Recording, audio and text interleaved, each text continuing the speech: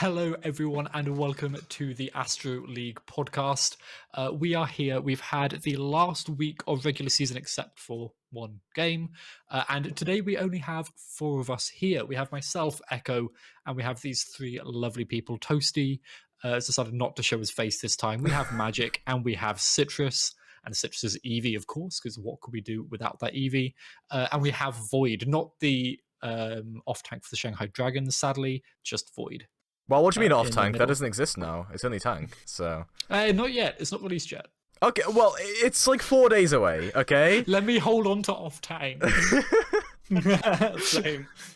I missed that role. Anyway, we're here for Valorant and we're here for the Astro League. So this week has been a little bit chaotic in the league and we only had 2 games coming through, but it's been quite a fun week and there were some upsets for some people going on as well. So I think unless there's anything anyone wants to say during the introduction, we will head straight into the week recap and talk about the results from this week. I guess I'll start then, yeah. Okay, well, we got the, so I think the more interesting game out of the two, which was the Sailor Moon versus Summit game. Mm-hmm. This was a 2-0 to Sailor Moon. I correctly predicted it. Mm-hmm. Yep. I think everybody did. Wait. No. No, It's only me and EKO predicted Sailor Moon. And I did it as a 2-1, not a 2-0. Yeah, so I'm just the god here. Why do I always get the weirdest predictions right? Wait, I mean, except for all of the better. Victus ones that you got wrong. Yeah, but you know, they won at the end. only Hex and Moon predicted Summit Peak to come out victorious, and everybody Magic else, as well. Yeah, everybody you else just here did it wrong. predicted Yeah. Sailor Moon. Yeah. Yeah, so Wait, Citrus got it right too. Wait, it's actually green on Magic. Why is it green on Magic? Yeah, why is Wait, it did green? Magic Anyway, predict we will talk Sailor about Moon, right? we will talk about the predictions later No. on. We have a segment for that, people. Come on. God. Chaotic. Toasty, can you remember anything about that match? Like obviously it was a 2-0. No one was expecting a 2-0 except for you, as we know. But it was a fun one to watch. I was casting it with Dabbed.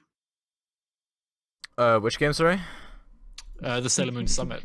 Oh yeah. No, it was a fun game. I can't remember. I was observing that, wasn't I? I think I was. No, wasn't. Maybe. No, I don't think I was. I think I was just non-existent for that. I don't think I was actually there. Was I You there? weren't part of the broadcast for once. Yeah, I wasn't part of the broadcast for once, so don't ask me about that. Hmm.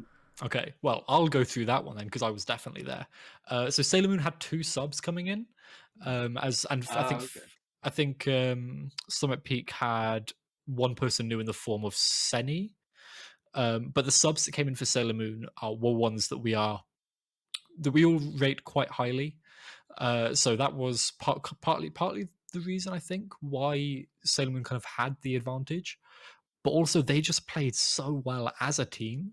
There was so much team play going on with all of them, and it seemed like they were kind of winning the mental battle as well, because Summit Peak were not expecting to lose, especially the first map, right? Summit Peak, they're so used to doing well in this league, and all of a sudden they weren't. They were struggling. They were finding it really difficult. Zucchini wasn't hitting the shots, especially in the first game, anywhere near what you'd expect. And yes, Sailor Moon just came out on top with quite dominant map scores from what I remember as well. Yeah, I can't remember what the map scores were. I can probably just look back at I'll them. find it quick. Yeah, so, I mean, I think I was popping in and out for that game. I think I saw a bit of it. And it was surprising, honestly, even to me, who predicted it as 2-0, that it was 2-0. Because Summit Peak have been, like, really dominant in the first half of the season, and then suddenly they lose to Golden Academy, and then, I don't know if they just got, like, boomed or something, but, like, they just don't, like, they didn't look as good here, from, like, the glimpses I saw, anyway.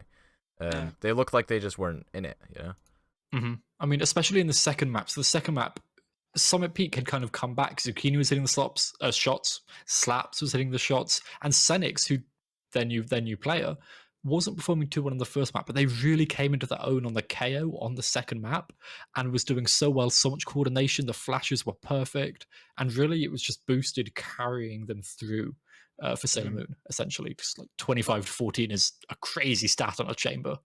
Yeah.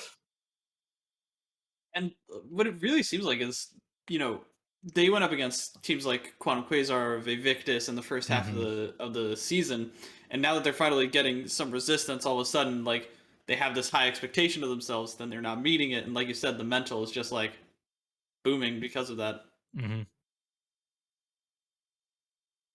I think Xenix was performing like the week before as well, when they just came in as the new player.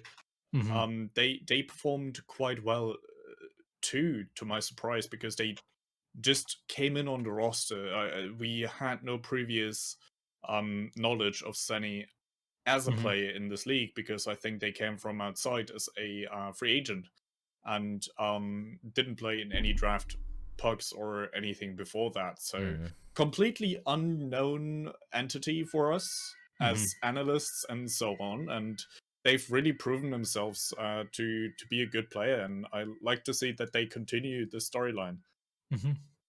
Yeah, and if we're talking about Seni, I mean, it was quite. They joined the team in quite an interesting way, didn't they? Because what happened I think it was in week 4 or week 3. Seni came in as like a sub, I think, for, was it Slaps? On the bind map where they played Yoru, right? Yes. When some people played Yoru. Yes. And like immediately after that, Hex was like on the podcast saying like, "Oh, Seni is a great in-game leader, was gelling well with the players, and wants to be our captain." And then Hex made Seni the captain, which is really weird. A sub comes in, gets moved to the main roster, and immediately becomes a captain because they're that charismatic. So it is interesting they didn't win with someone like that on the roster. I'm guessing Seni's value mostly came from like comms and mental game and stuff like that, because Senix was at the bottom of the leaderboard on first map and mid leaderboard on second map. So they aren't like this top fragger kind of player, but like solid backline. I just don't think it was enough. But I mean, the ACS in the second map was just as good as the other two main kind of carries, right? On Summit Peak, the ACS was still incredibly high. So really, I think their fragging potential definitely helped. But at the end of the day, a 13-8 scoreline is just a 13-8 scoreline, right? Like, there's a lot more than just one person wrong with that. If there's something kind of going down there. Also, what did we think of the neon pick from Fish? Magic that was I always love some neon. I'm still not hot on the neon pick personally. They top fragged. I think Fish played it really well, but I'm not a fan of the pick in general. Fish is a different beast because that's just Fish, right? Like Fish is just really good at this game, and they were playing the neon perfectly. Like, I mean, 4 first bloods, they died 13 times, which was the most on their team, but that's what you're expecting from someone like a neon. And they still had a combat score of 326. They were playing it well, but I still don't like the pick yet. But I'm not sold. The insane thing. I'm conflicted as well. Sorry, Toasty. I'm conflicted as well, because seeing a neon being utilized correctly or in a good way is always some kind of skill, some kind of showing to understand how you understand the game, and that you understand the game in a correct way, that you understand how the enemy team rotates around the map and how you can out-rotate them with the speed you have as a neon. And so whenever neon is utilized in a correct way, where you see, okay, this neon player actually has skill, it's great to see, but still neon is not the kind of character I would consider at the very top at the tier list of agents and veteran. Like it's I don't feel like neon is meta. So seeing neon from a standpoint of just as a compositional hero or agent in this sense doesn't really make me that excited, because it's a real niche off pick, and that's why I'm conflicted, because I liked to see Fish play and pick that agent because it's fun to see and fun to watch, but it doesn't really make sense yet. And as well, Zucchini has actually tried to play the neon before. And it didn't actually work out as well as it did for Fish. So I think it might just, like you say, just be Fish being built different. What baffles me, or like what is insane to me, is the flexibility of Fish. They've played, like, over the past few weeks, they've played so many heroes. They've played, I think they've played, like, some Initiators, they've played Neon, they've played Viper, they've played Brimstone, and I think that was week 3. Fish is, like, the most flexible player, I think, like, or one of the most flexible players in the league, and somehow pops off on, like, the majority heroes they play, including the Neon there. Like, that, Fish is just a go. Yeah. If you understand the fundamentals, you'll be able to play any character, right? Like, if you're better, you're just going to be able to do whatever you like. If you're built that is how different. that works. Yeah. Was that directed at someone magic? Was it? Was it? Was it? I thought you were just telling all of us to be better. Like, I'm already better than all of you, so yeah. oh god, don't Say that if you have a better rank than me. Hey, it's not about the, it's not about statistics, is it? It's about the, I mean, the inspirational gameplay. do you have that as well? Yeah, I mean, I got it unlocked, Int into the back line, Okay. Kill 3. You are not Forsaken. Team still loses. Like, if you were Forsaken or Jing, I would allow it, but you're not. What? VCT players, they play for Paper X. They act like they're throwing, and they somehow get like aces all the time. Now, Citrus knows. True. Like the Euro play from Paper X, Oh, God, that the is Euro. truly inspirational. They play Euro in VCT? Yes, they do. Wait, you haven't? Especially Paper X, because they are just incredible with it. And they've like what's the ultimate of Euro again? Riftwalker? Yeah. And they just Imagine you just zoom around the map. Isn't Try to it- find their opponents, and then they stand literally in front of their opponent saying, "Oh, guys, he's right here." and then it- also baited one of their teammates, like on B of Bind. It was so funny. I have a question. Go Yes. on. If you are in the Brimstone Stim Beacon while you're in yours ult, do you go faster? Yeah. Oh, I that's a think speedy one. That's a speedy one. I know you do with the Spike Rush stim orb, so you That makes probably do with Right, the but Brimstone one. But the Spike Rush, I'm not going to It's- go to the game it's- mechanics. it's- That doesn't matter. But Well, it's a similar stim. It's still a radius that speeds you up and speeds up your shooting Right, yeah. and reloads. yeah, I don't need to go into the mechanics. That's dumb. Yes, you're probably right. Probably. I Um, hope. Also, it isn't called Riftwalker. It's actually Dimensional Drift. Oh, L. Yeah. what's yeah. Riftwalker? Isn't that something from League? I thought it was like an Apex thing. I thought it was like it's Cassidon's ult from Oh. League. It is Cassidon's ult. There we That is go. Riftwalker. Okay. Yeah. I thought it was like a Wraith thing. Wraith from- has something similar, Yeah. but I don't think it's called Riftwalker. It's something like that, though. Anyway, it's back to Valorant. Yes. So I don't think the other game or the other match this week was actually streamed.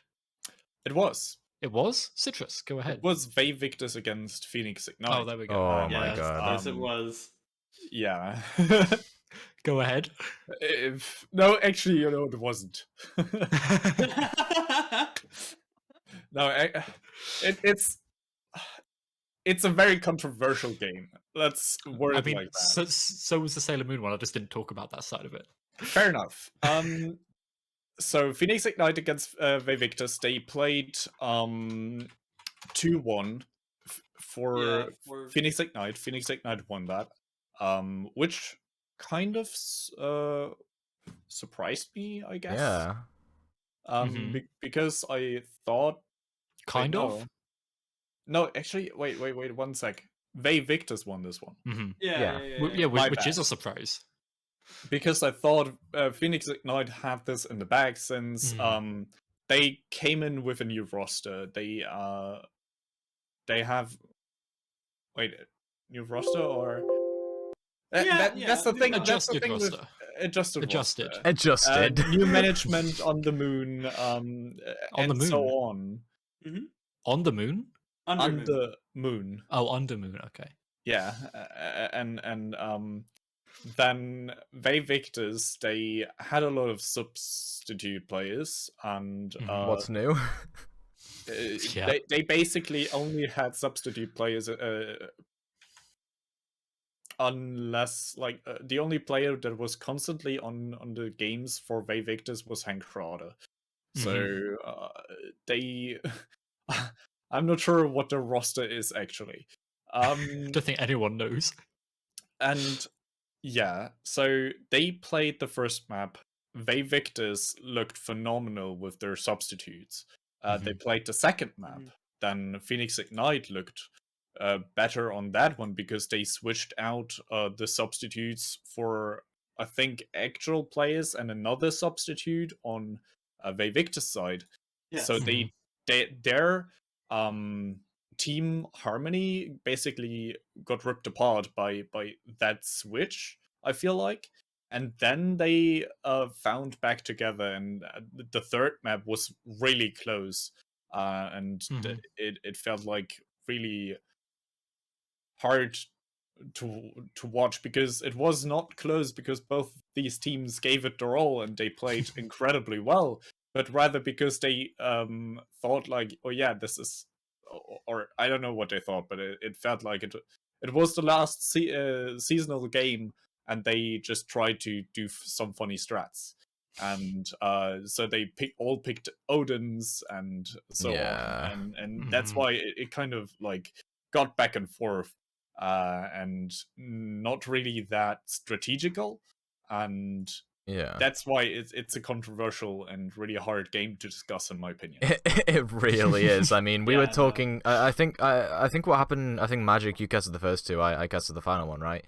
And like when I jumped in, I was like, oh yeah, this is going to be a cool final map to a very intense and innovative series. Little did I know, it was innovative in completely the wrong way. Everyone roulette picked. There were some Odins on the board, and it was absolutely insane on Fracture. The other two maps were 13-7 on Haven and 13-9 on Bind. We don't have any statistics from the players because I forgot to take screenshots. Blame me for that one.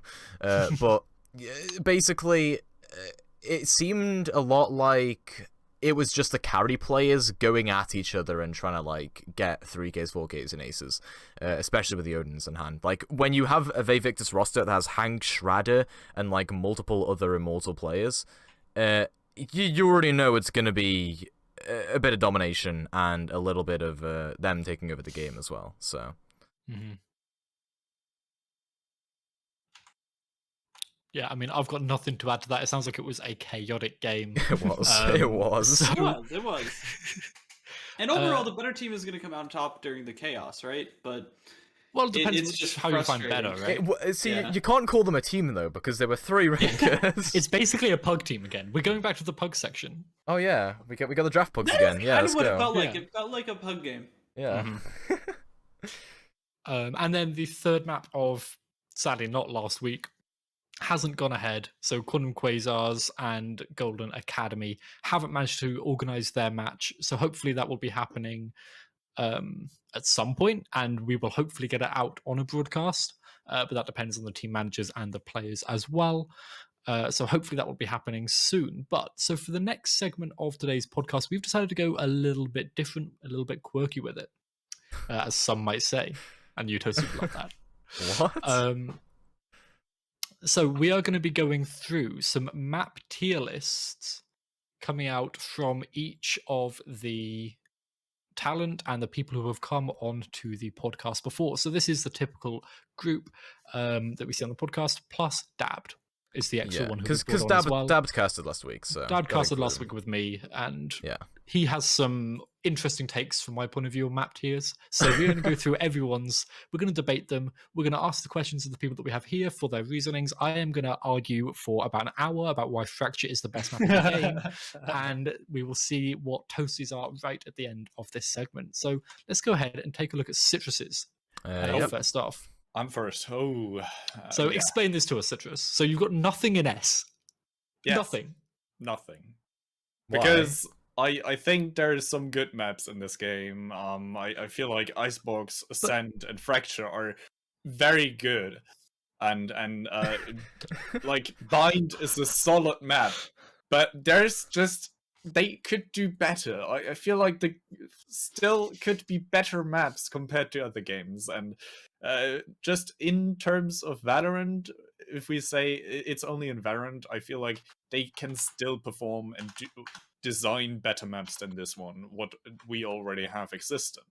And so I left as open as I told you before we started this episode. I wish that they filled the spot in my heart that has been left open. Either way, Split, from the very beginning I didn't like Split. I see the value of its design, which is why I put it in B. It's a valid map. It's valid. That's the word. It's Yeah. It's a map. It's a map. It's a map, honestly. Breeze is basically a deathmatch map because it's so open that you have a lot of space to just gunfight your way through. Right. And Haven is just really hard sometimes to either retake. No, it's easy to retake and sometimes hard to attack. I like the new approach with 3 bomb sites, but then again, I don't. But none of these maps are so bad that they would be considered D tier as well, which is why I like the best tier and the lowest tier are yet to be decided. And yeah, I have so many issues with this playlist, and I'm sure the rest of you do, but for different reasons to me. But first off, Citrus, Icebox in A tier. In A tier. Yes. Why? After the rework. No, but the rework hasn't changed that much. It's still so stale. You have basically 3 ways to attack B and a million ways to attack A, but only 2 ever get used. Well, maybe 3. 3. The thing I don't is, think so. A side was always pretty good. I feel like A side was always pretty good, and teams are still discovering how to strat their way through onto the A bomb side. We see Raze utilized more often with the blast pack way from rafters, the left way around nest into the bomb side, which isn't really seen that often. And that has only just been discovered. I feel like there's still so much that they can discover on A side, and B side is much more approachable now that they've changed a little bit. And this is it's not the best map because, as you said, it didn't change that much, but it made this map playable. And I feel like because of that, it's like A side is pretty good, B side is but it's alright, and together they still make an A tier. But it's not S tier. Okay, what's the best out of the A tier for you? Fracture. Okay, that's solid. But like, so how can you say like?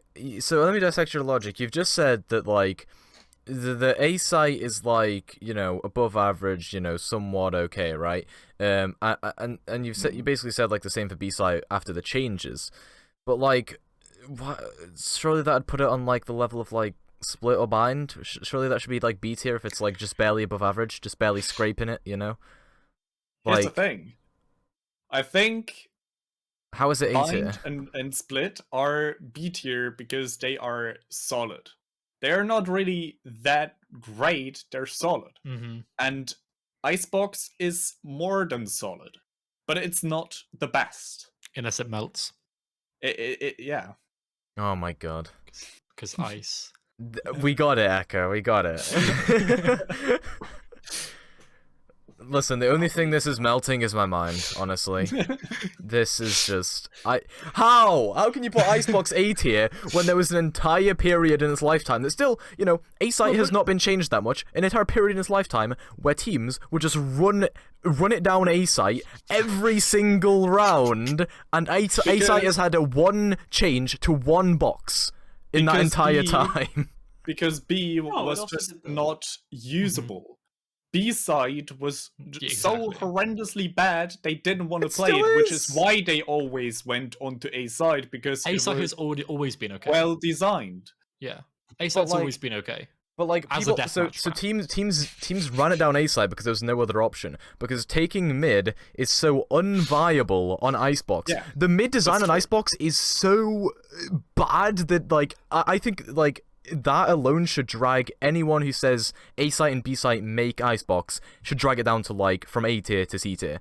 Like the mid is that bad. It is so hard to play with on attack. Fine. You want me to put Icebox in B tier next to Split and Bind, then fine. Then Yes! only Ascend Let's and go! Fracture are on A tier, and everything else is on B tier. Good. It's just, it's not only a completely strategic thinking ranking of the maps, I actually kind of enjoy playing Icebox sometimes as well. You After are Yeah. an insane no, man. No. Have you saw my tier list, right? I did, and I decided to look away. But unless anyone has any more burning questions for Citrus, we'll move on to the next one. Okay, wait, which I have a question. Go. Oh God. So why is Bind in the same tier as like Split? Like it should be higher. Right? Like so you think about Split and how it's like the most annoying map to play on attack, and Bind is like okay, it's somewhat okay What? because you can like out. What do you Most mean? annoying What do you mean map to no? attack. Yes, it Breeze is. exists. If you're okay, looking at it from like playing comp, right? If you're playing comp, That's Split not is how I harder look to at my play tier than list, Bind. So anyway, like, Okay, but like, Citrus was talking about how nice they are to play. right. So I'm basing it off that, right?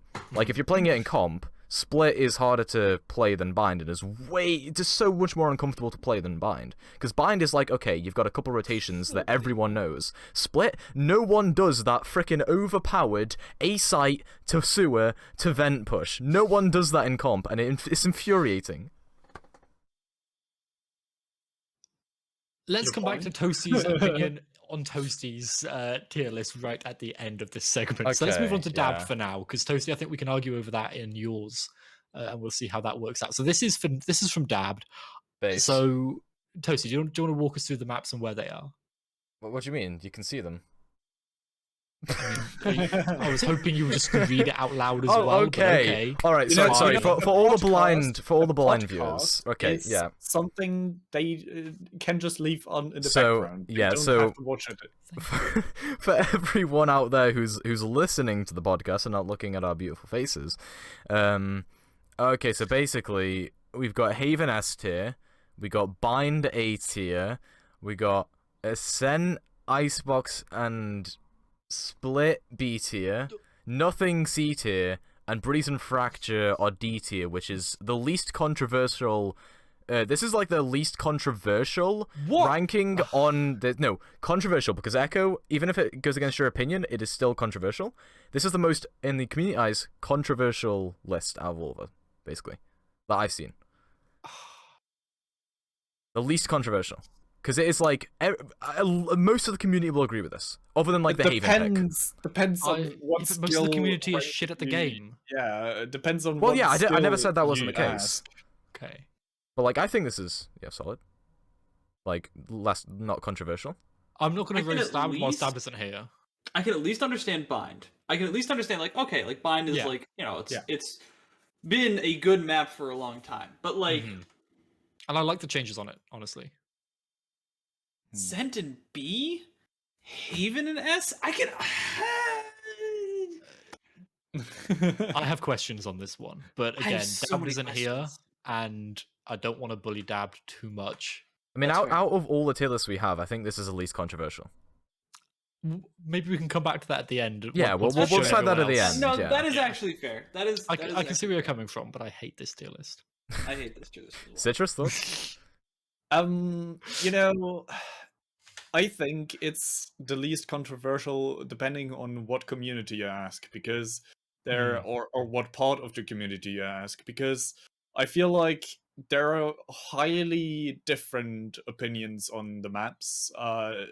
not only individually, which we see in this segment, Mhm. which is why I think this segment is actually pretty fun, because everybody has a different opinion here. But in general, I think the higher you go up in the ranks, the more you see the maps being not as much controversial. Like more Mm. higher players will say, "Yeah, I think this is actually one of the better maps, and this is not so much." And more people will agree to that than in the lower tiers. Mhm. And I feel like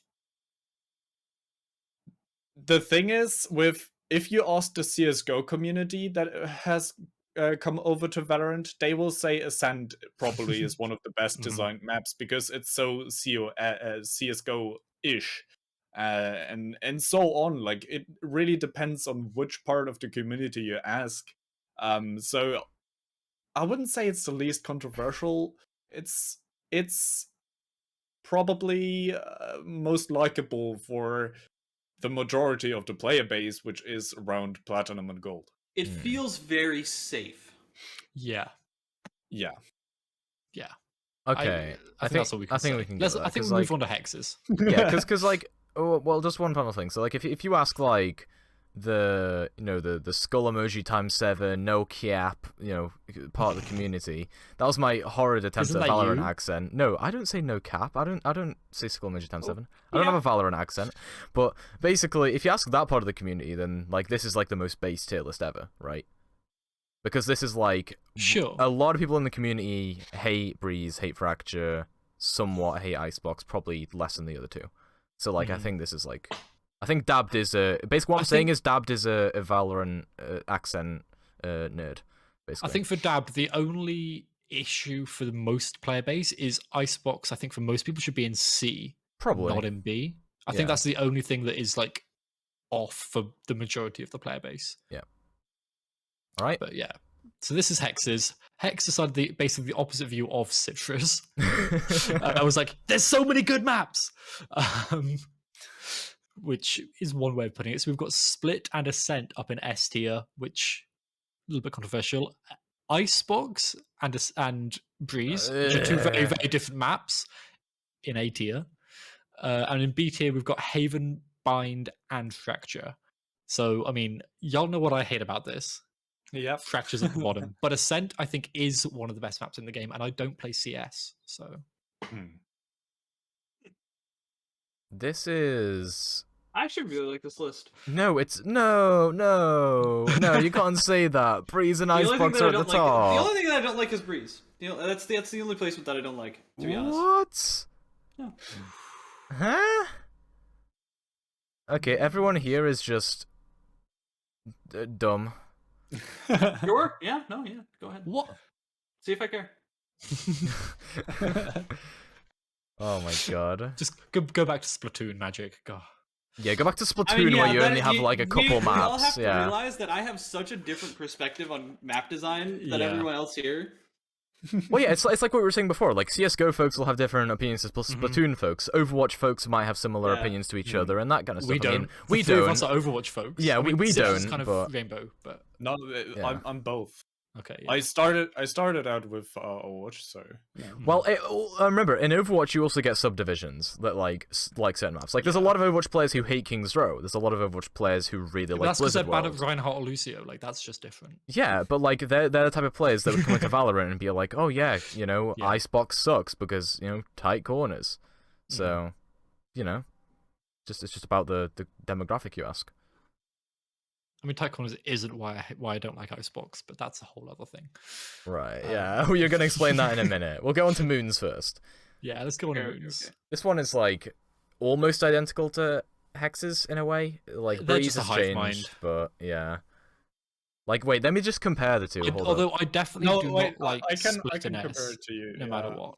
But They're actually really similar. yeah, They like Moon Main switched differences, Breeze.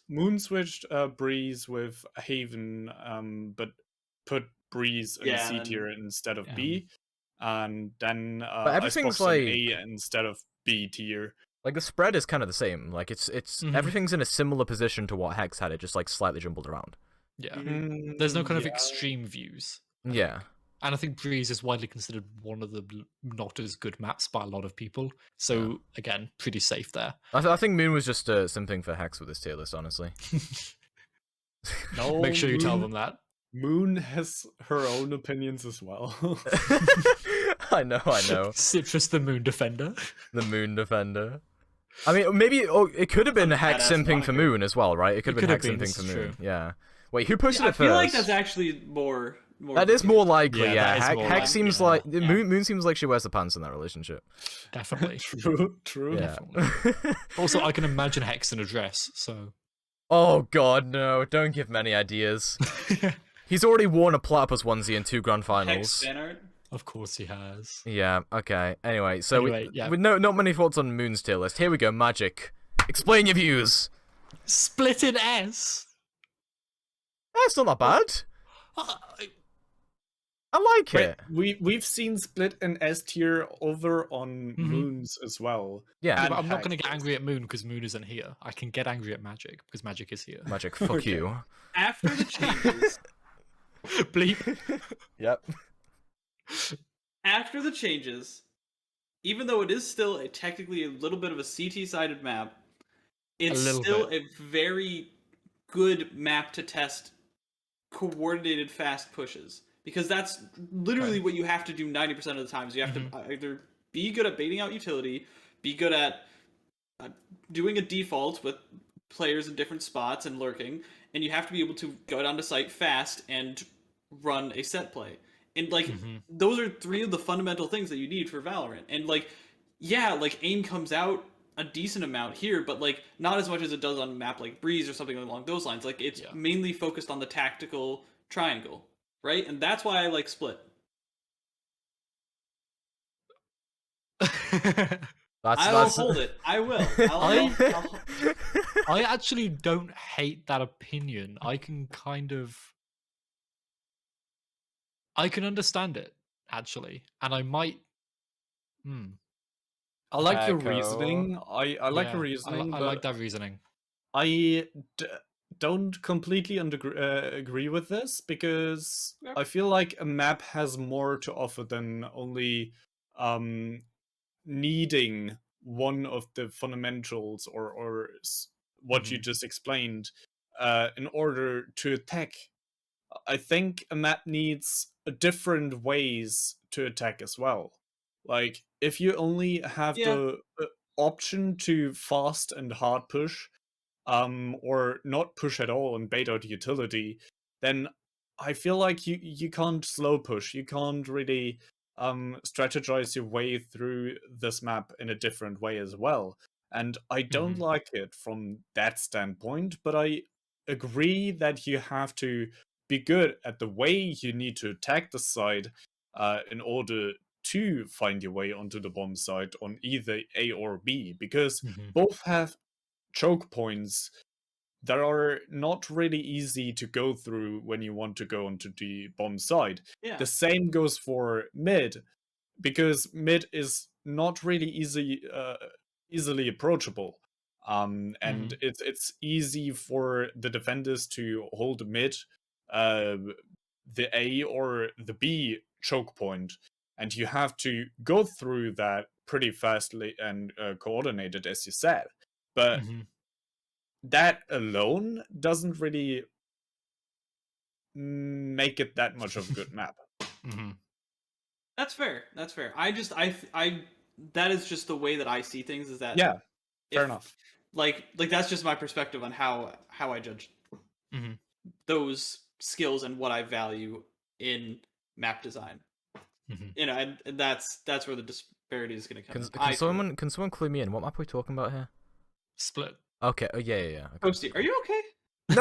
No. I just like I zoned out like when you mentioned like what map you're talking about, and I'm here like, oh yeah, what are they talking about? Why is it hard to push mid when I don't know what map it is? So yeah, but yeah, like the Split, like I think both of you have a point here. I think I don't think you can pinpoint a map being good to like one thing specifically, right? Or like a small group of things. Like there's a million things that go into map design, right? The angles, the rotations, the way you play around it, the options you have as an attacker. And that's why, like, recently, I think it was actually yesterday, I said recently, the Overwatch 2 beta and, like, the NDA was lifted, right? And then Flats came out with a video which gave, like, a walkthrough of all, like, the new Overwatch 2 maps, right? And Midtown and Circuit Royale they have a variety of stuff, right? There's like a million ways you can attack each point on that map, right? But it's also very fun to play because there's some really good defender angles, there's some really good attacker angles. It's well balanced, right? Well balanced maps, I think, make good maps. Yes. Is Split one of them? I think so. I think so. Like that's the other point I was going to bring up. I think that Split has really good defender angles. Its defender angles are amazing. Yeah, but like also there's 3 ways to attack it as an attacker. There's 3 ways to attack Split. If you use your utility in different ways, you can create different angles. Like, isn't that the whole point? But the defenders will have the advantage in most of them. Like, the defenders have so many fallback positions. I think that's the thing about Split that I hate the most, is the defenders' fallback positions are all advantageous all the way back. They can you can hold up. So let's take a look at B, right? You can hold up in B garage. B garage, you can hold there. The Jet kind of takes a shot, dashes back, can then hold at the entry to B site, like through kind of that choke. Then they can go back into site and hold around the tower. Then they can go back towards alley, or they can go up to heaven. They can just keep on falling back and always have good advantageous positions. But what that are really good. What I can counter that with saying is it's well balanced, because when you get around to the attackers, once they've actually broken onto site, once they've used a bunch of util to get there, they have, like, especially on, like, B site, there's really good post-plant opportunities there. Like, the post-plant is nice. I'll give the map that. You get really good attacker angles when defending it. Exactly. Like, if you have good defender angles, then as soon as you get on site, you gain access to those angles. Yeah. If you can get on site. But that's a mark of a good team, being able to get on site. It's still not well balanced if that's the case. It's balanced in one way, like... It's not balanced in both ways for attack and defenders. And I get that no map is really able to be balanced in favor of the attackers, because attackers have the advantage that they can push together as a 5-stack onto one side, while the defenders have to split up to defend several sites. In Haven, it's even three bomb sites they have to defend. And this alone puts them at a disadvantage, but clearing that up by basically making the attackers go through a choke point that is so unbelievably hard to go through and waste good utility in a wrong way, like the Sage Wall for a B side take on Split. I feel like if you come up with strats like this, if you have to use strats like this, like we need to build a wall in order to get onto the side, then I don't feel like this is a well-designed map. But as well, right? I mean, I was ranting about this like a week ago or something, but on Split, there's like a million ways to like pull defenders away from angles other than util, right? It's a really unique map in that way. Like, you can have a couple people pushing mid, and if you get a single pick mid, oh look, one of the B-side defenders has to rotate up to tower and look at mid, so then that pulls a defender away from garage, right? So if you have like a split push, like a 3-2 split for garage and mid, as long as you get a kill mid, someone has to take over tower, otherwise the attackers get tower and then just crunch onto site alongside garage. Like, that is how... and it goes for A as well. If you get access to vent in mid, boom, you pretty much get A side, because again, you get that 3-way pincer through ramp, vent, and through main. It's a great map in terms of making multiple pronged attacks. Right, and it's like you said, like, yes, it's easy for the defense to take those angles and hold them, but as soon as you start like prodding and poking and something breaks through, like, it's a clean break every time. But mid control is so easy. Mid control is so easy on Split.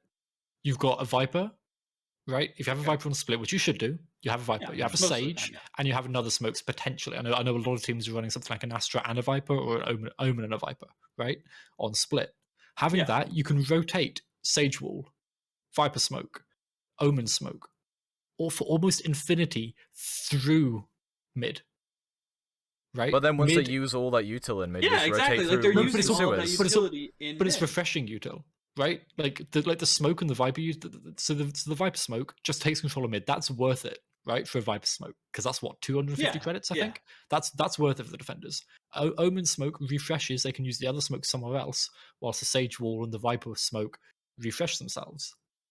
Then they have every single other piece of util for sight or for kind of taking space throughout, depending on how you play, throughout other places. I don't know. I just But it's also about, like, I mentioned this already, but, like, pulling defenders away so that if you do approach through that smoke, you're not peeking into, like, multiple defenders, but you're peeking into, like, one defender, right?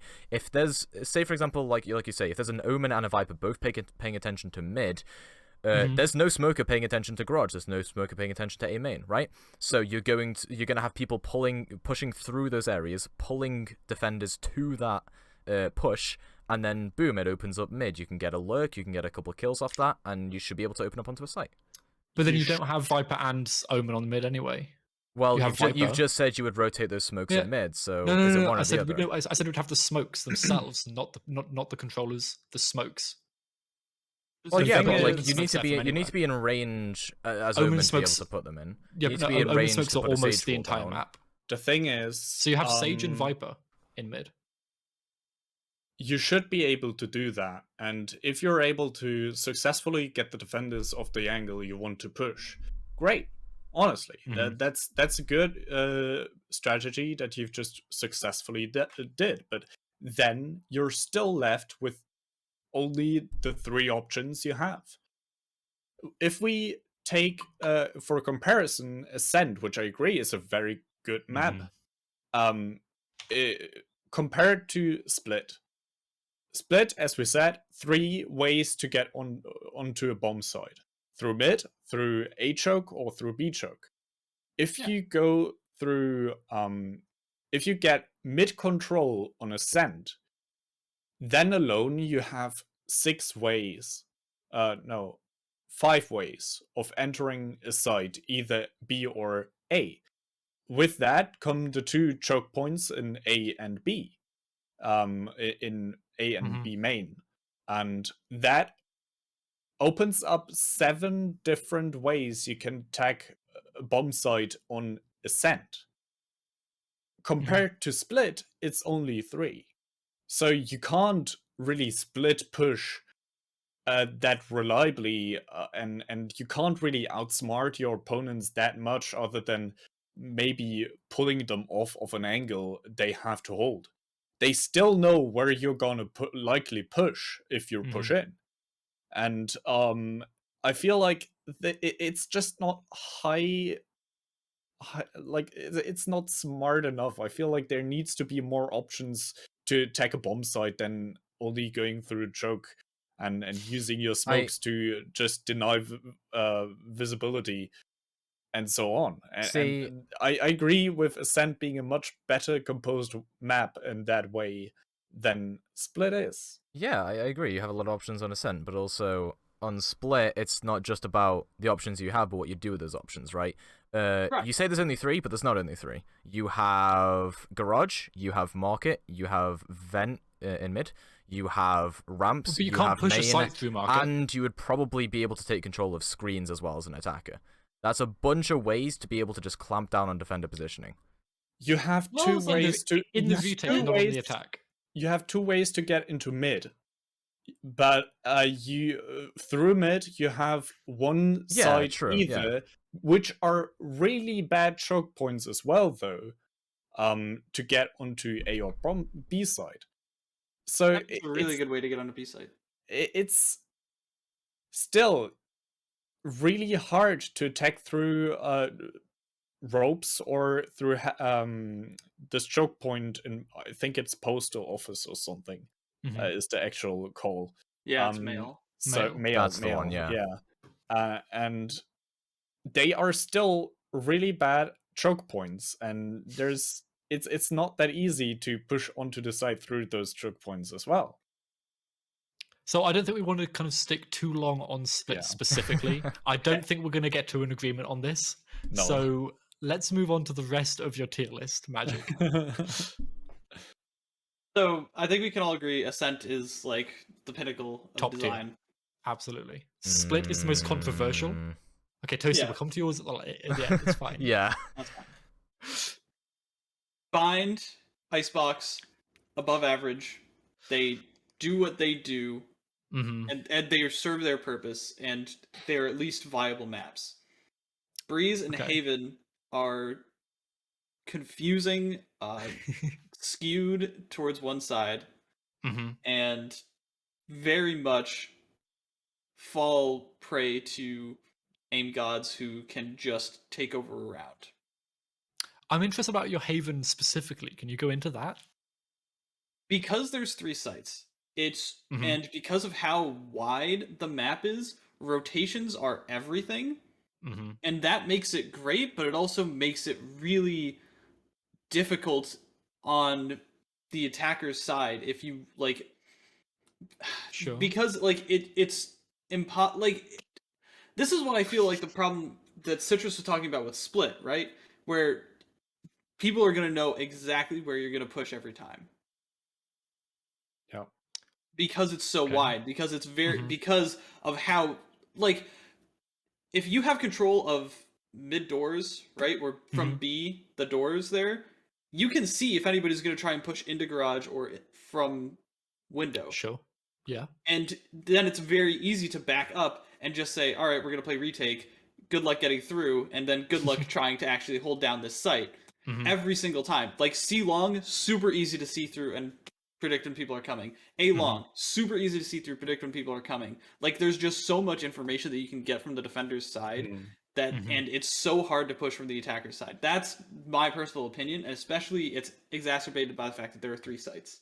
Do you think that Breeze swings in the same direction, being defender-sided, or do you think it's attacker-sided? It's balanced, in my opinion, but depends how you play it.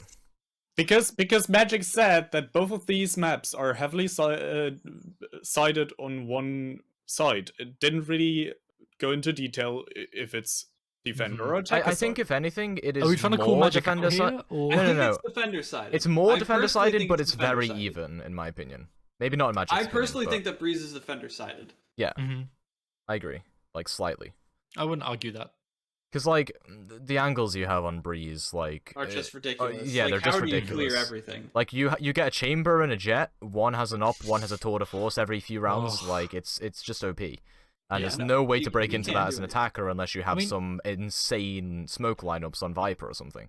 At least Jet's getting nerfed. That's the thing. If you have the smoke lineups on Viper, I feel like sometimes it easily becomes only attacker-sided. Because you can just go in, plant, go back, have the defenders rotate a long way through from B side to A side or the other way around, catch them off guard on those rotates, and then it's easily attacker-sided. And But I think so. For me, the issue with Breeze is similar to Split, but in a different way. In the way that you always have a ton of fallback positions as the defenders. Yeah, that's right? what I was It's the gonna same say. kind of thing, like, right? You have a like, ton of if fallback you want to positions make that all the argument for time. Breeze, then that you have to make that argument for Split too. Yeah, yeah, that's okay to me. which is not a good thing.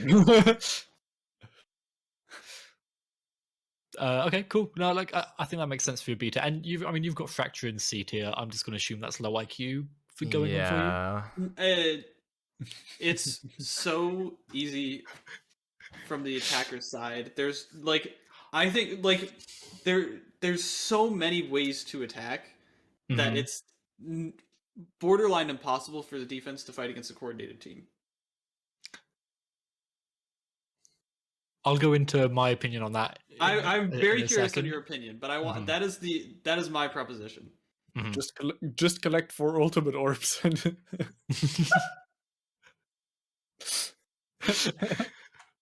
To be fair, Citrus, I love playing maps like Fracture and Split with you specifically, just because we can do some crazy stuff. Like, to be fair, our Split is really good. Like you and me, we're really good on that. I did think so as well. Anyway, is there anything else anyone wants to say on Magic's? I just swapped it over to list Echoes here? already, so Oh, you swapped over to mine already. yeah. Cool. I Okay. thought you were gonna do the throw.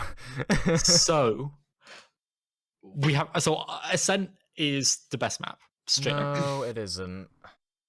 Okay. The rest of us agree it is. Here we go. Fracture is equally the best map. And this is going to get me shot, and I'm well aware of that. I'm well aware of that. That's fine. I genuinely think Haven is a good map. I think the rotations. I think the fact that it's attacker sided in the way that you have to attack a site where there's one or two people, compared to potentially more on other maps, is kind of outweighed by the fact that both sides have to rotate. And if you're trying to do a default, as soon as someone's missing on C, you know that they're pushing A. So I think it's quite balanced in that way. And I really enjoy the kind of different strategies that you can have on Haven, and seeing pros start to actually plant on B, which you never saw before, is quite exciting. Because B, for a long time, no one ever went B, right? Ever. It was just A and C. That was the only place people planted. Now we're seeing people really take control of B. It's a lot more of an exciting map, and I think that's fun. I like Breeze, and I'm sorry. I don't hate Breeze. I think Breeze can be a lot of fun. I don't hate Breeze either, but it's... And I play Initiators, so Sova, Sky, both really good on this map, which is a lot of fun. KO also pretty good on this map. Like, it's... yeah, so I think it just kind of suits me in general. Bind is a good map. I don't think it's amazing. I don't think it's bad. It's a good map. Same as Breeze to me. Split is... Well, we've gone through Split. I don't want to kind of dive into that anymore. And Icebox, I just hate it. I hate Icebox. There are three ways to attack. There are three ways to attack Icebox. Four now, right? You push all the way into one of the sites, you back off, and you go to the other one. You put a Sage Wall up on B, you put the Viper Wall up as well to cut off Snowman, you plant the spike, the other team for the retake, what do? They Viper Wall for the retake to cut off Yellow, and then they put Sage Wall to stop you from shooting through it, and they put their Viper things down. It's just so stale. Even now after the changes. I think the changes helped diversity on the map, and pro teams can really take advantage of that diversity. But it's such a stale map. I like A. A is a really, really fun site. There's 4 plant spots that are good, which is better than a lot of sites in this game, to be fair. Yeah. But basically, you never, as an attacker, go through towards screens unless you are crazy good on a jet or a raise. Until like post plant. You can maybe go there, but post plants are almost always done through up like rafters, basically. Yeah. That's it. So it's just too stale of a map. Kind of like Split to me. Like Split is, you have, as an attacker, like I think the team play is amazing. If you play Split well, your team is amazing, right? Because you have to have that team play, that coordination to get the Sage Wall, to get the smoke, to get the blind, all that kind of stuff. But there's three main ways to attack it, like as a kind of strategy that are good. Like Toasty said, one of the best ways, go up through ramps, take vents, you've got A completely. But yeah, so Fracture. Oh god. Because that's my controversial one. Unless anyone wants kind of, if anyone asks, like I'll let people kind of pick apart the rest of my tier list if they want to, and then I'll go about Fracture. Now, I don't you see, like Icebox.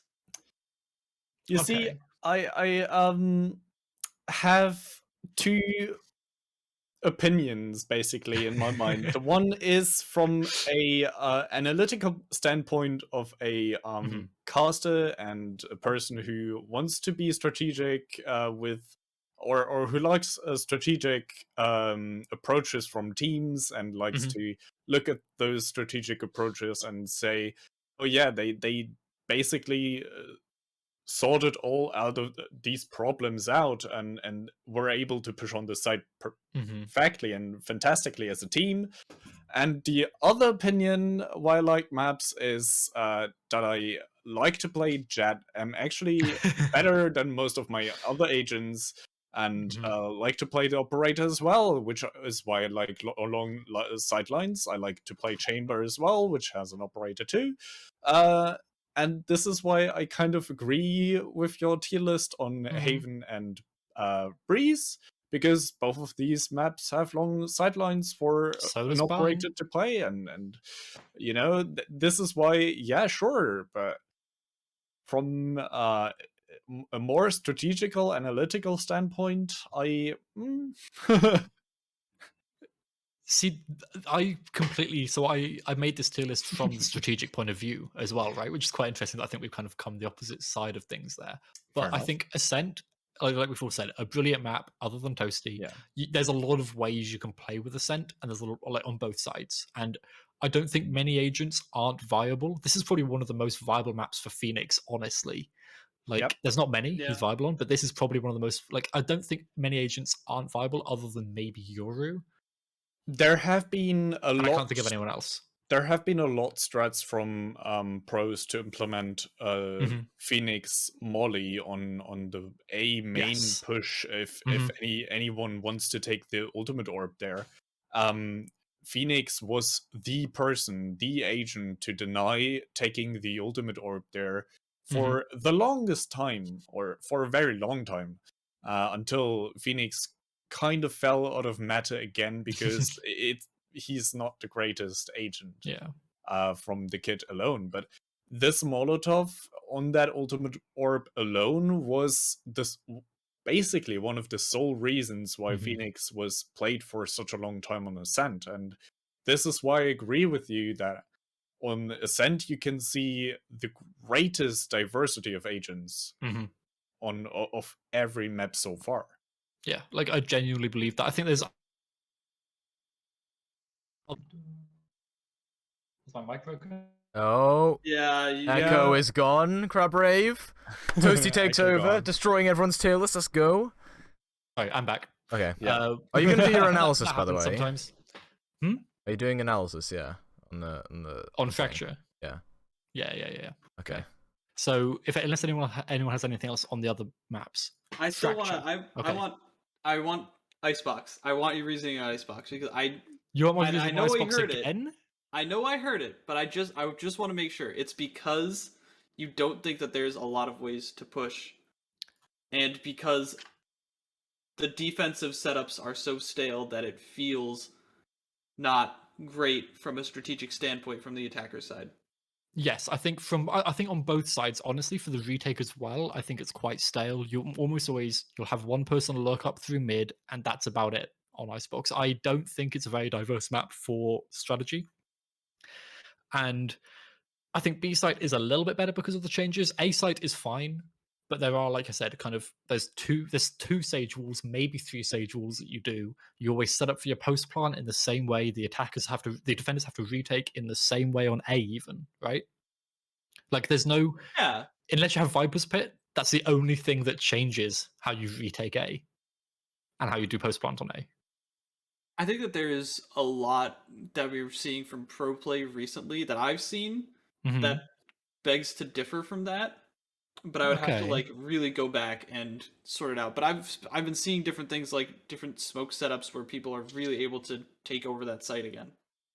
I mean, I'd love to go through that. Like, I do think Icebox has a potential to be a really, really cool map once there's more diversity. I think there needs to be some more changes, just to make Sage worse. Honestly, That's fair. That is fair, actually. Like the fact that Sage is a must pick, just completely. Like, and Viper as well, also a must pick. Sova pretty much too. I mean, Sova's a must pick for most maps other than Split, but yeah. Like I think basically on Icebox, you've basically got the same few ways of attacking and defending and retaking and setting up post plants. Whereas on a lot of other maps, you can have a little bit more freedom. And I think that's a perfect segue into why I think Fracture is so good. Because I think you have so many ways of playing. And I see Magic laughing already. I think you have so many ways of playing Fracture on both the attack and the defense and the post plant and the retake. All right, let's hear it. And okay, so essentially, if we go, so let's say I'm going to kind of talk you through how I would attack each site, or how there's multiple ways to attack each site, right? So just looking at B, purely looking at B, the fact that Tunnel exists makes this map so good already. Yeah. Right? Tunnel allows for so much outplay for so many timings to be messed up, for so many rotations to be caught out. Like you can have on the attack side, you can have someone just lurk in tunnel, then push onto A. There we go. They are completely hidden from the attackers. They can hide in tunnel from both arcade and from tree, right? Then they can play around with that. On the attacker side, you can have attackers go up through there, mess up the timings of the defenders. You can have someone lurk down there once you've pushed onto site, so that if someone comes in through attacker side spawn, which it usually won't, but it allows you to play around arcade so much more. Having tower on B site is so cool. Like having tower like looking down on arcade for the defenders allows you to spot out. Like, so if you're holding an op, if you hold your crosshair in the center, looking down arcade, like towards bench, you can see both tunnel and the attacker side, like completely. So if anyone lurks, you have both sides in your crosshair, essentially ready to flick over, which again, really useful for defending. But you can play around that so much on the attacker's side. There's just so much variety. And like Dish, like there's not many sites, or not, there's not many kind of like areas on any map that have such non kind of straight line, right? Most of Valorant's maps are straight lines, like diagonal line, right? Dish isn't. Dish allows you to play around so many like slightly more circular angles, which we don't have on. I can't think of another map that has anything like Dish. But you still have to go through drop, which is linear again. You do, but like going back to linear is fine. The fact that they have a non-linear place is already, I think, a massive plus for this map, because that doesn't exist on many other maps, especially for something big cover. For the first choke point, yeah, like it's a very unique first choke point. Yeah, like Dish itself is unique, and you've got so many ways to play around it if you're defending, whether you're playing Chamber, Cypher, Killjoy. There's so many ways to play around that with your utility for information, for being able to then hold it. You can hold lots of different angles. I love Dish. Just beautiful. Drop, I don't like as much, but you know, this is why it's not Ascent. It's not perfect. I mean, Ascent's not perfect, but it's not that good. Then once you go on to drop into the site, the fact that you have essentially through drop, you have a view of both of the other places where your teammates will be pushing from ropes and through main. Like if they've managed to kind of like smoke off ropes in some way, let's say ropes is out the picture, your team have gone up through, in drop, you have a view on both a main and a rope. So you have full sight of your teammates, but not of the defenders. The defenders can be in so many different places. So again, there's lots of little kind of niche areas for defenders to hide and then get out, whether they're a jet or a chamber, they can get out again. There's just so many options. And for retakes, this map is the best map for retakes, full stop. I think Ascent is a close second, but retakes on this map, think about how many places you can come from on B, right? If you're retaking, you can come through Link, through Canteen, you can hold in Generator, Tower, B main. That's more fingers than I remember to count.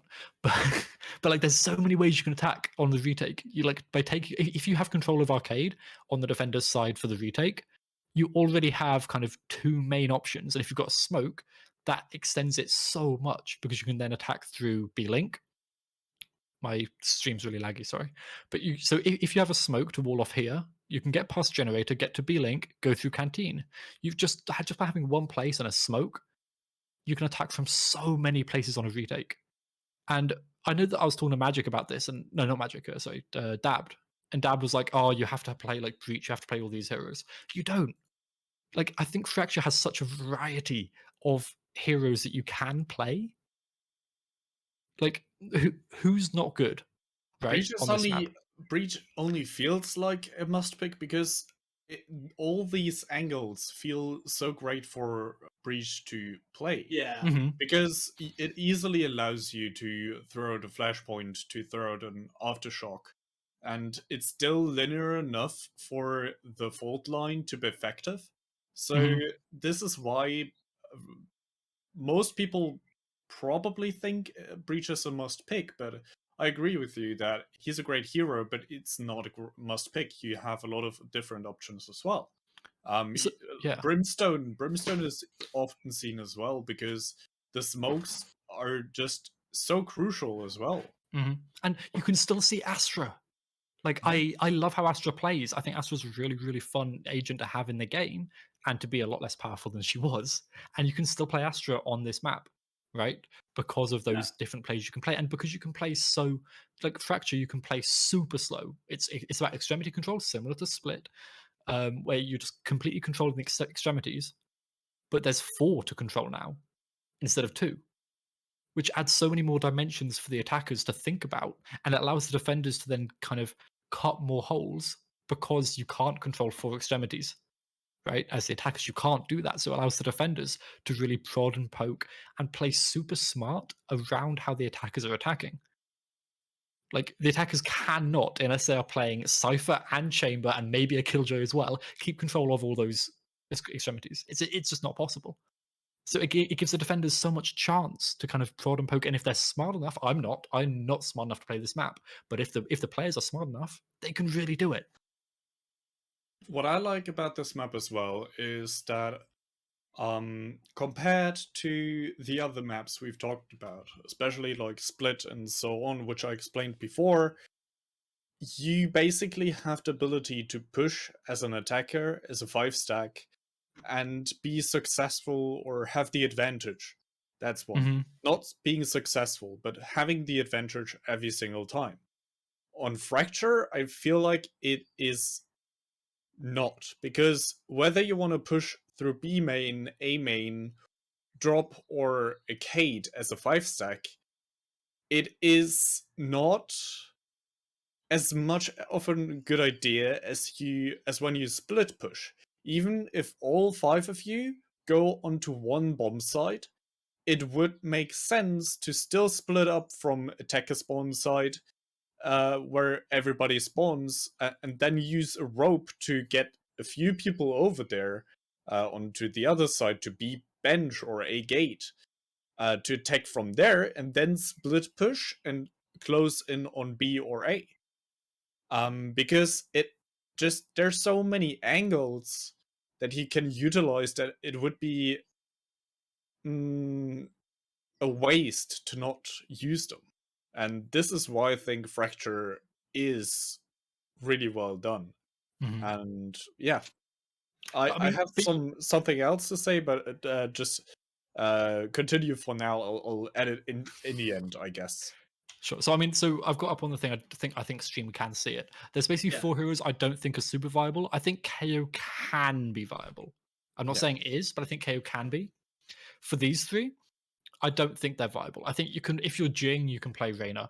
That's it. That's the only person I'd ever accept on Reyna. No one else.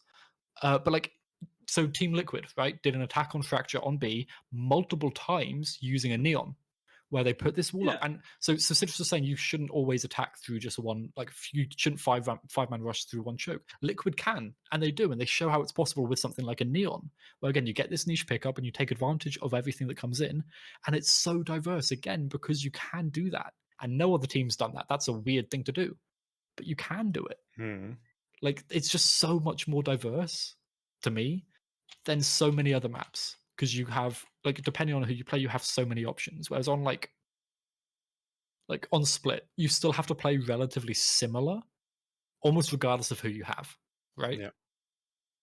Whereas changing, so if you have a Neon, that doesn't really make a difference. If you have a Raze, you play pretty much the same, except the Raze is dark. The Raze kind of uses their nade, the Neon will use their concussion, and the wall on B, if you're on Split, you still have to probably use a Sage Wall to protect people as they're rushing onto site from heaven, regardless of whether or not you have the Neon or not. So it doesn't really save too much, in my opinion. So I think, yeah, just Fracture has such a, and for retakes, like, look at the different places you can come on a retake. Like, there's just so many angles that on retake you can take, which again makes it fun, and I think makes it really fair for the defenders that their retake opportunities are so good, even if they're attacking, even if their defensive opportunities aren't as good as on other maps.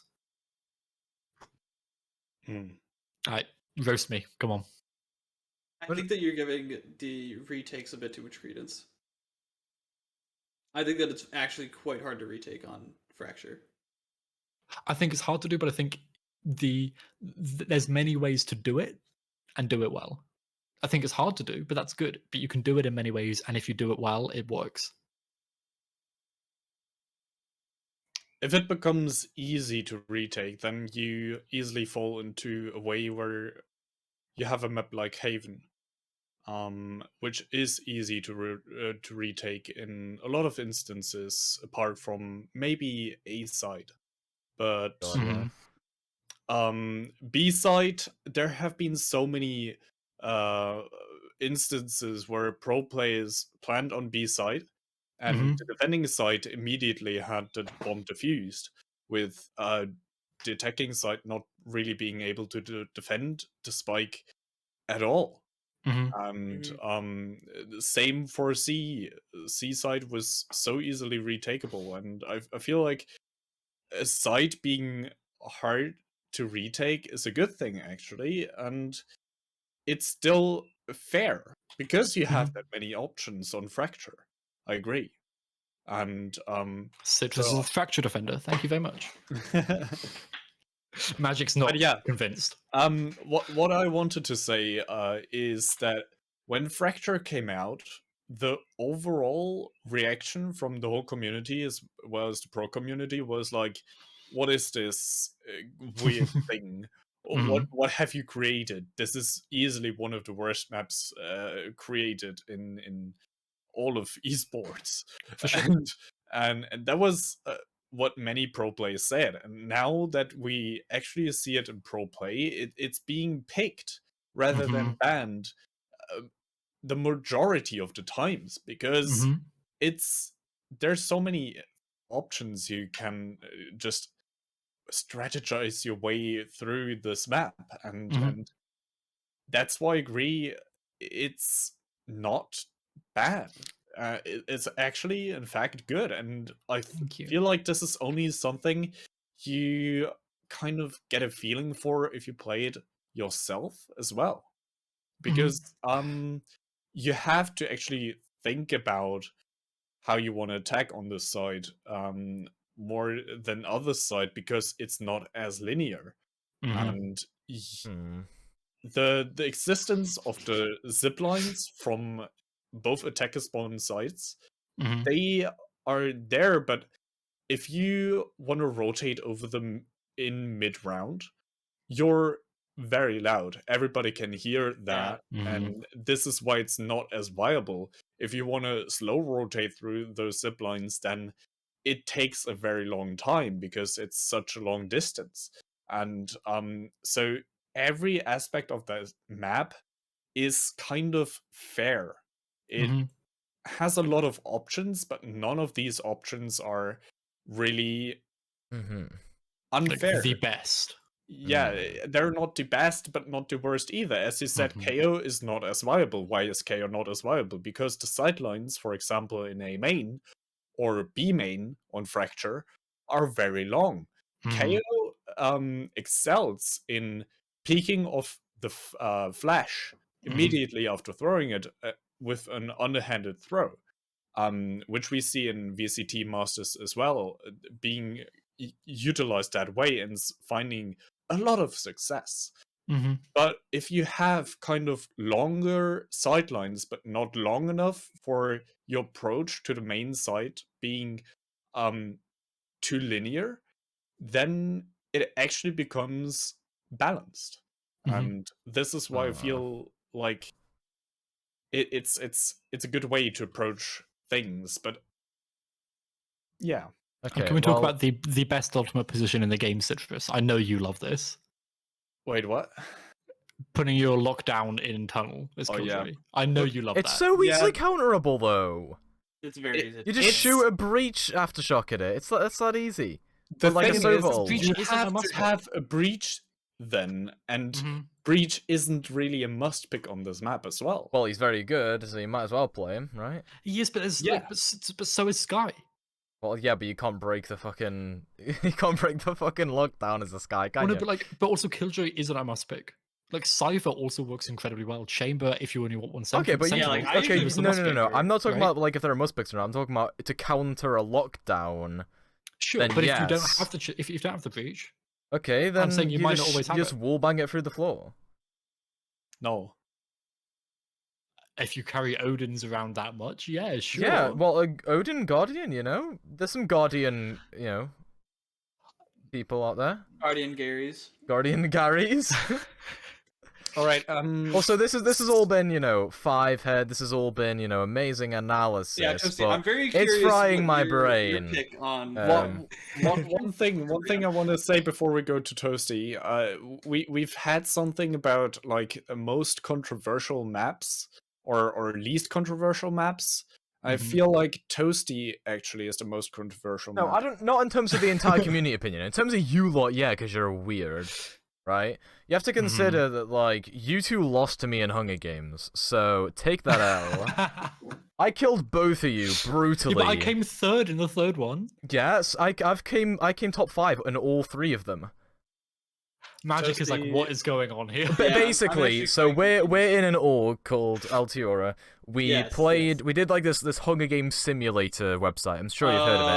Okay, and I absolutely dominated these two. They got high kill counts, but I still killed them. Easy. Rolled. That's why my tier list is the best, and here we go. You're about to see it. Bada bing pow! There you go. You know, what I find really funny is that we were teammates, and then I killed you, yeah. Me, also, it appears that in the simulator, there was one time where I asked a different person to either kill you or somebody else, and they refused. So then I killed them instead, but... You know, the fact that I thought about killing you is actually not that far off. I mean, at least I actually, did the work there with my own hands. Anyway, map tier list. Yeah, alright, so... Okay, I think we all have the same question here, though. Okay, go ahead, Toast. No. Ask the question. Ascent. What about it? B tier. Yeah? B. Yeah? You realize the tiers start at S, right? Yeah? It's not B for best. Yeah, Ascent B tier. I refuse to elaborate. I'm curious on your reasoning. I want to hear the reasoning. Because I actually like this tier list. I think it's actually... It reminds me of French people. You know which is funny? It's Italian, but it reminds me of French people.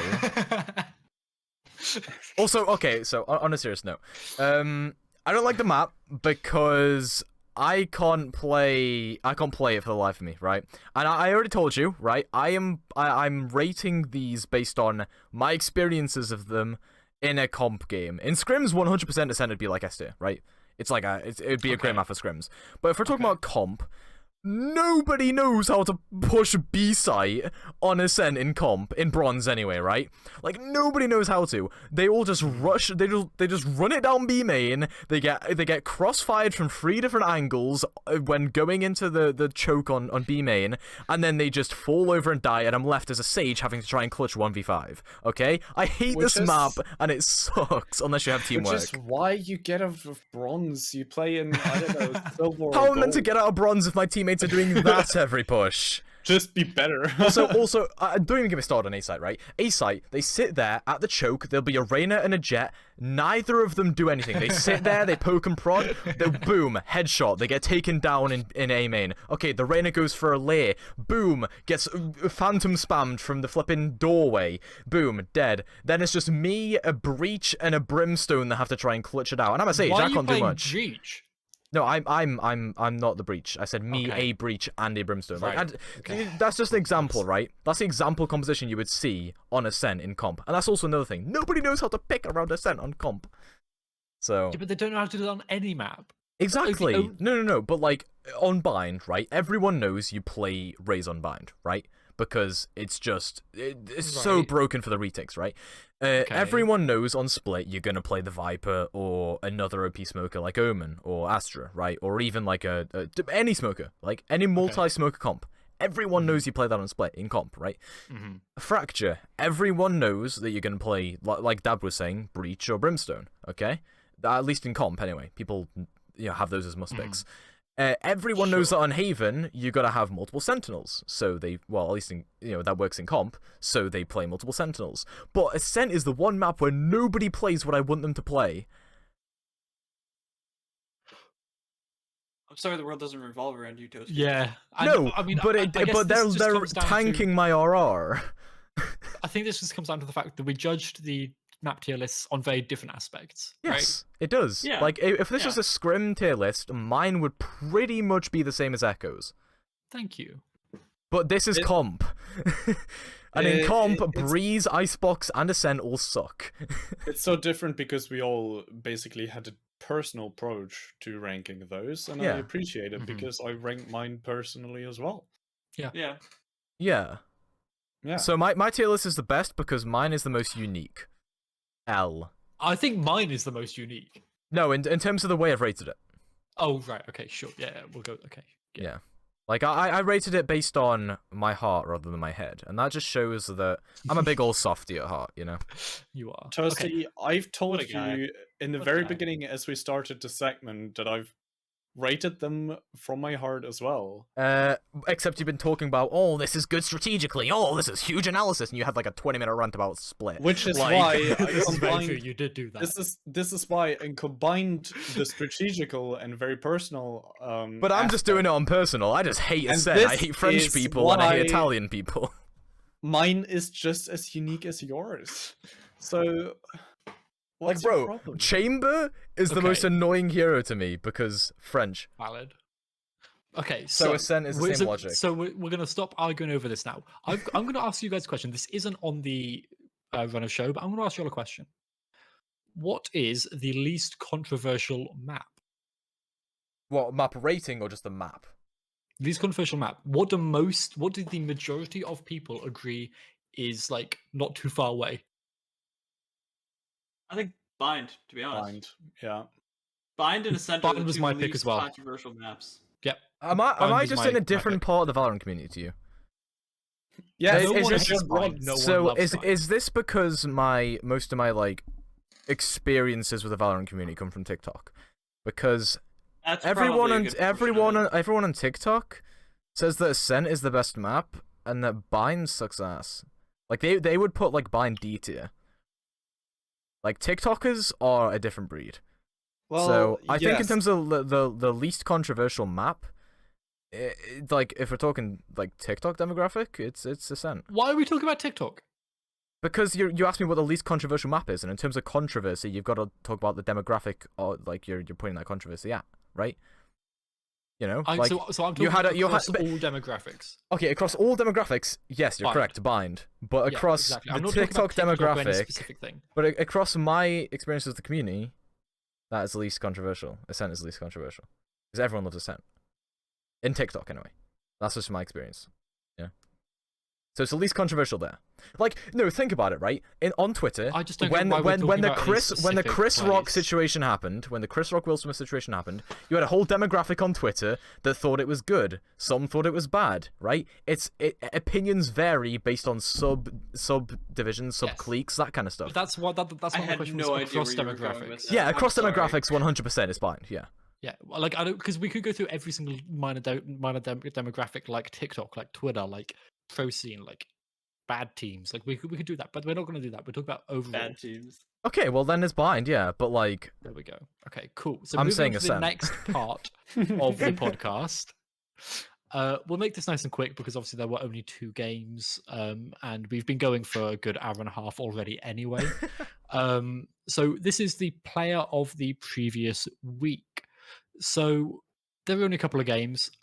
I think to me, I've already got mine kind of locked down on who I think it is. And I think it's Senix. huh? They lost the game 2-0. Yeah, but I think they were really because obviously Zucchini, obviously a star player, but Senix came in to a relatively new team, right? And has essentially improved, I believe, the way that the team plays in general around how they play the utility, how they play their timing. Because a lot of Summit Peak were shooty, we flash, Zucchini gets a kill, right? They're now becoming so much more of a team. That's that fair. make sense? That's fair, actually. Right? yeah. And I think that's down to good Senix. reasoning. Yeah, that's a really good reasoning. They lost, but also I'm not going to give it to anyone on Sailor Moon because Sailor Moon doesn't exist anymore. So Yeah, I can't give it to them. no. So, Badger, I don't know if you know, all of Sailor Moon have been dropped. Yeah. Okay. Yeah, cool. That's Otherwise, it probably would have gone to one of them. But Okay, but this is player of the previous week, which is why I'm just gonna straight up say Fish. Like I said this earlier, I but think Fish is also fair. Fish is like one of the most flexible players in the league. This week showed it by playing both Viper and Neon, completely different play styles, being able to get above third frag on both of them, top fragging on Neon. Absolutely just dominating the opposition and leading Sailor Moon to an upset against Summit. And yes, I'm calling that an upset because Summit is literally literally 3-1 before this. Yeah. Yeah, like that's a big upset. Yeah. And I think Fish is a fair thing. I'm just not going to give it to someone that's not in the server anymore. Yeah, well, okay, but player of the previous week, right? They were in the server last week. So. Yeah, but also last week was when they made their run... misogynistic yeah, but like things, so yeah, it's a segment we run right now, and I feel like if player of the you have to just include your knowledge of your current standpoint as well. Okay, well, in terms of my current standpoint of players that are in the server right now, well, that's a hard one. Yeah, it really is a hard one because I would have to say who was we're the going like this player of the week where we stopped doing players. I know they were a sub, but who was the chamber player for Vivictus? Because that was they were cracked. They were popping off. I forgot their name, but I did not see that game. Yeah, I mean, they were a sub, but like you've given it to Samurai for being a sub before, so I think that chamber player. I'm gonna go check now. If only we had a screenshot of that. Okay. Yeah. Well, listen. Okay, I had to cast and observe at the same time. Don't blame me. I'm having a look. I honestly don't know who to give it to. I'ma just do the switcheroo and say I go down and EKO because Xenix did show that they are actually a good player, while not having that much time, as we've explained before, to harmonize with their team, to play with their team on a good level. And it might be a honeymoon phase, which we have in several teams across esports when they get a new player, that they have a honeymoon phase where just everything works out, everything is just working together, and it looks like this is the perfect team with this new addition to the roster. And at some point it stops, but it could also be that they just work well together, that Xenix brings a lot to the table that actually helps Summit improve and or being improved as a team. And it's which why I agree on Xenix. Yeah, okay. I found the player. It's Hank Shredder. Hank Shredder was playing the chamber and absolutely dominated. There we go. Yeah. That's what I was gonna go with. I was gonna say Hank Schrader is definitely my pick. Yeah. Just like the only actual Vivictus player as well. Mr. Consistency. No, Mr. Consistency. They had actually 3 players on Vivictus in the final map, yeah. Map. Yeah. The first 2 maps had 3 subs, but Hank Shredder was one of the main ones that stayed, so. Yeah. Right. And that's why, like, the fact that he's been, like, sticking it out this entire time through all these roster changes, and to just come out and win a game should not have won against Phoenix Ignite in this last round just because, like, you gotta give it to him. And he is consistently a good IGL, consistently frags, and, like... Wait, he's the IGL? I have to apply. I mean, there's like 5, there were 5 IGLs on that team. That was the issue with it, right? Yeah. Yeah. I think you have to give Hank Schrader the credit for being able to consistently perform other than, I think, one map over all 5 weeks. To be able to consistently be at the top of the leaderboard in the lobby. And it's just not something you can easily do. And you have to be very good at the game to do that, not only for your own team, but also as a substitute player for other teams, which we've seen Hank Schrader play as well. And so I can definitely understand your pick, yeah. Okay, so it's 2-2. 2 Hank Schrader, 2 Xenix.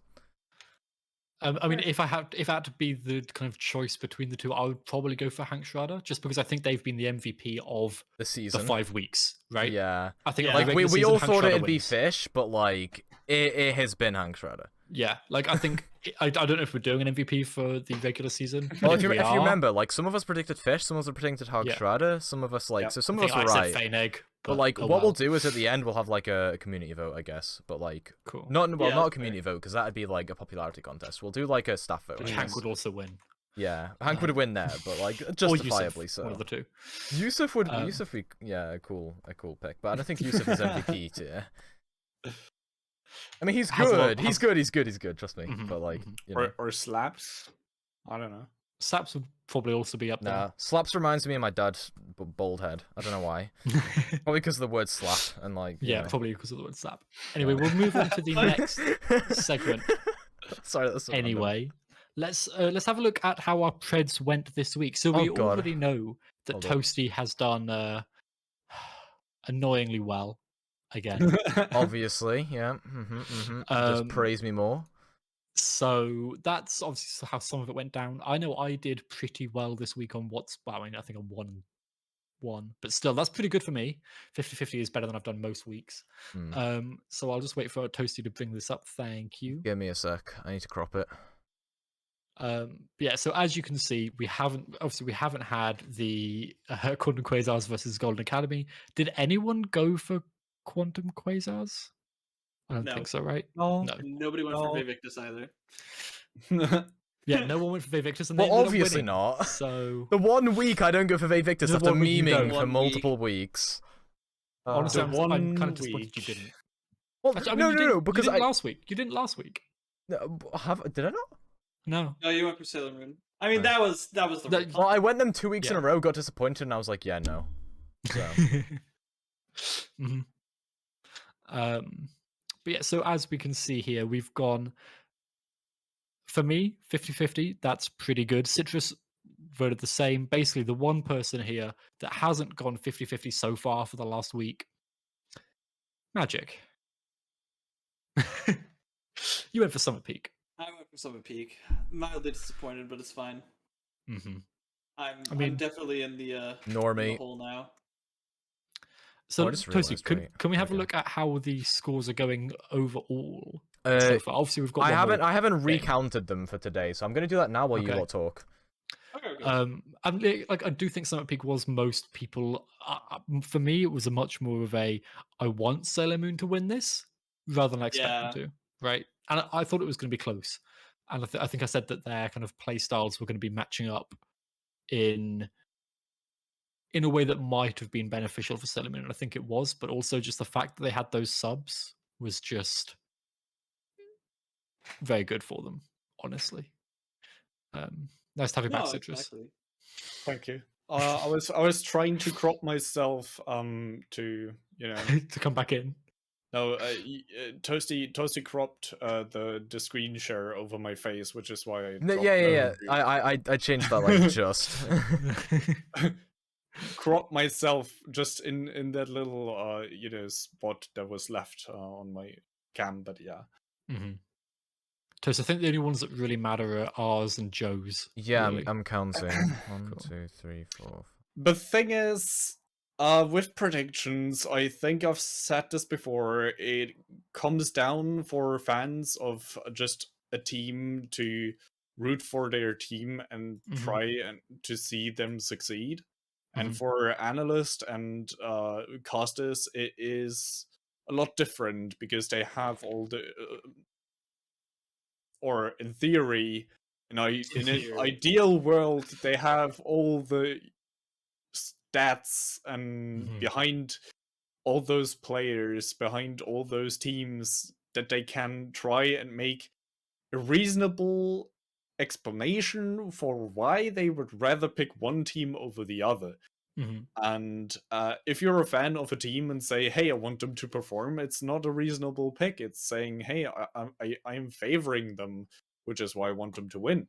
And this is why it makes it so hard, and which is why my predictions, they look catastrophic, because Yeah, they're not that bad compared to Echoes or Magics. they are still pretty bad. Either way, Me, Hex, and I Moon are feel on top. like oh yeah, I completely left out a point I wanted to make. In Rainbow Six North America League, they're actually doing predictions with their analysts and casters on stream, and forcing them to say them out loud. And the host, which is Doa, you might know nice. them from Overwatch, from Overwatch League. He is actually using a coin to predict the outcome of the next match. And so far, the first few weeks, this coin has had a percentage of 60% of prediction, which is incredibly well. So whether or not statistically, we that'll try tend to towards predict 50, though. anything in this league doesn't matter, because it may as well come down to complete randomness, and the coin might coin might perform better than anyone else here. I mean, but let's have a look. That's Let's have a look proven at the by leaderboard Toasty. itself, Toasty. Let's see who's on top, who's down the bottom. it's updated. Give me a sec. Yeah, Sure. yeah, it's on the screen. Can you not see it? Yeah, I can't read that. It's way too pixelated. So I was hoping you could. Oh, read you're it not out for on the us. sheet, you lazy git. All Okay. right, I'll Yeah, tell you. so basically, Hex is winning. Hex has 2 points. Moon and Toasty have a total of 0 points. I have -2. Magic has -4, and you, Echo, have -6. So it would be Hex, Moon, Toasty, Citrus, Magic, Echo. Yeah. And this is why I think I should be replacing my predictions for the playoffs with a coin flip. Well, see, the thing is, Echo, you read a lot into these predictions because you're like the most analytical one here, right? You're always like, oh yeah, let's talk about theory, let's talk about fracture, and like, you know, you think too much about your predictions. What I've been doing the past few weeks is I've just been like, for the first couple of weeks anyway, I was like, you know what, just go for the underdogs, maybe there'll be some upsets, and then I'll make some sense later on. I still kind of just, I kind of just wing my predictions now, because I have to make one winged prediction per week anyway, like, I'm obligated to, so I might as well wing them all. So... Sure. I guess that makes sense.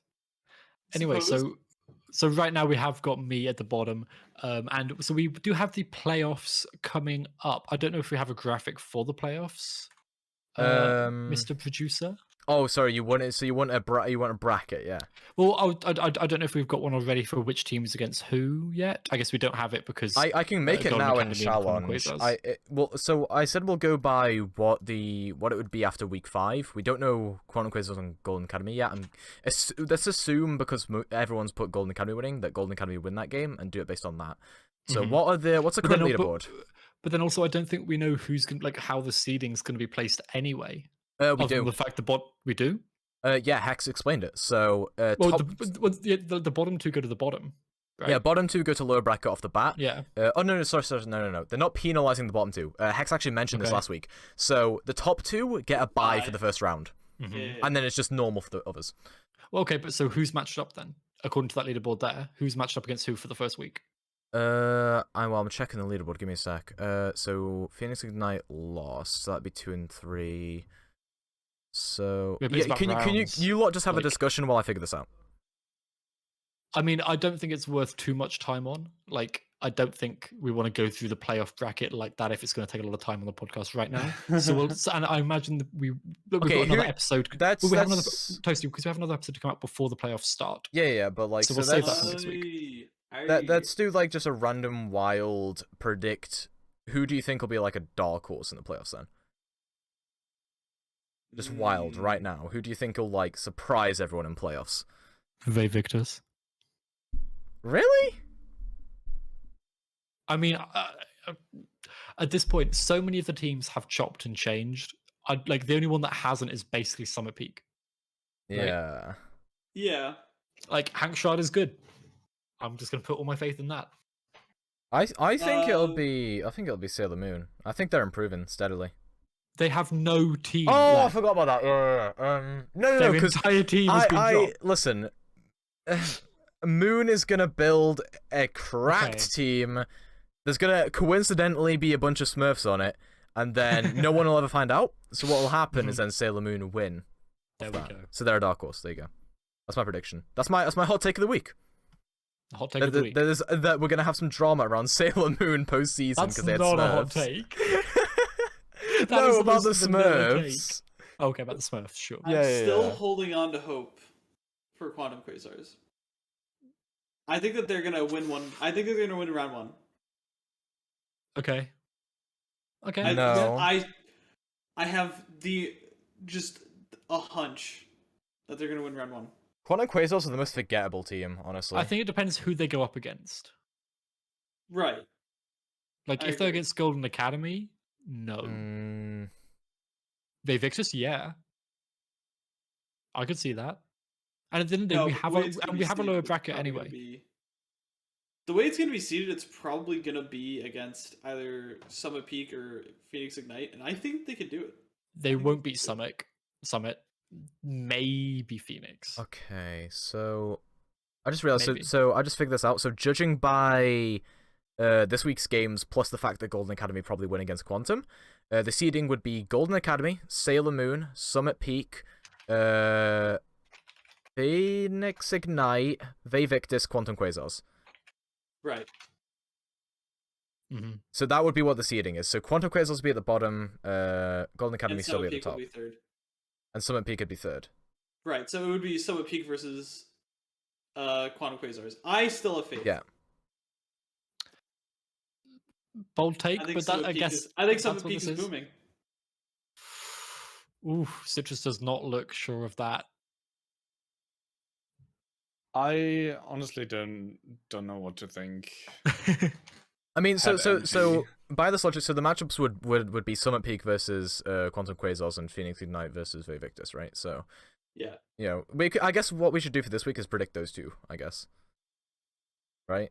So like I think I agree. Actually, Quantum Quasars might just like come out of nowhere. Because like I said, they're forgettable. No one's gonna have their eye on Quantum Quasars. No one's gonna be studying their scrims. So that's what I think.